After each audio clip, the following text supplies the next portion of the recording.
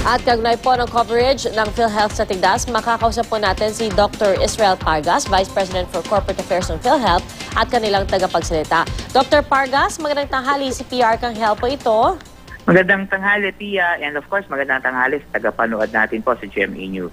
Doc, pwede niyo humang i-explain lang po sa amin yung, or sa ating mga manonood, no, kung ano ho yung saklaw ng coverage ng PhilHealth sa mga nagkatigdas. Pagpapa-hospital lang ba or halimbawa na outpatient po kayo or na emergency room lang, pwede rin bang i-reimburse yun? Opo, sa ngayon po kasi ang ating talagang saklaw ay yung ating mga kaso ng measles na may komplikasyon, no? Halimbawa yung measles with pneumonia, yan po ay binabayaran natin sa pakete na 15,000. Pero yun pong halimbawa mga na-admit ngayon ng mga measles na uncomplicated, sa ngayon po gaya nung napabalita po ninyo ay ibinabalik natin sa halagang 7,000 yung package payment po niyan. Pero ito pong kino-cover natin is on during confinement, no? Hindi po kasama yung ating mga outpatient consultation para sa ganitong pagkakataon.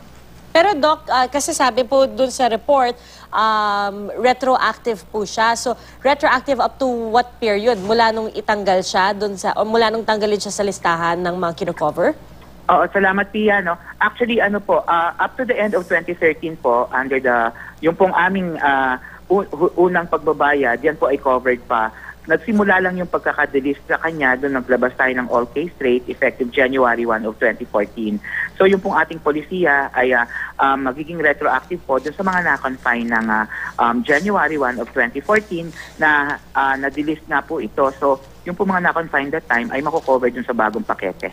Ano ho, Doc, yung proseso para dun sa mga gustong magpa-reimburse? Ano hong kailangan ipakita? Saan pwedeng pumunta? Oo, tama, Pia. Para po sa mga naka-confine pa, so normally automatic deduction naman yan. Pero yung pong mga nakalabas na sa ospital, ang proseso po ng pagpapa-reimburse sa amin sa PhilHealth, pupunta lamang kayo sa ospital kung saan sila na-confine. Magpapagawa po ng mga required documents katulad po ng Form 2, ang ospital po ang gumagawa nun, and then the rest of the documents po, yung Form 1, nangyayari po yon o nanggagaling na sa pasyente. Pero ang pinakamahalaga pa rin pong attachment doon, ayun pong proof ng pinagbayadan nila sa ospital at sa doktor na makailangan may attach po. Pagkatapos po, dalawa yung paraan ng pagpa-file.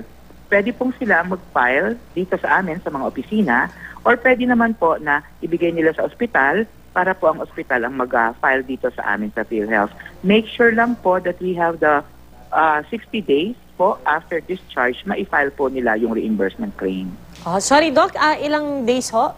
60 days po after discharge. Okay, 60 days. Tapos, for them to get the money or yung reimbursement, gano'n ho katagal? Ang PhilHealth po ay binibigyan din sa batas ng 60 days to process. Pero sa ngayon po, kaya kami nagpalit ng ating pamamaraan ng pagbabayad.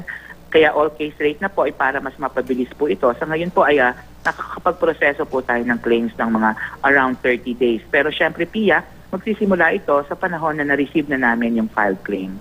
Alright. So, Doc, sa ngayon, tigdas lang po ba yung ibinabalik doon sa listahan ng mga kino-cover? Wala naman hong iba? Well, sa ngayon po, actually, Pia, kino-cover naman ng lahat ng pagkakasakit, pagpapa-opera. Ang hindi nga lamang actually ay yung mga nasa exclusion ng mga pagpapaganda, no?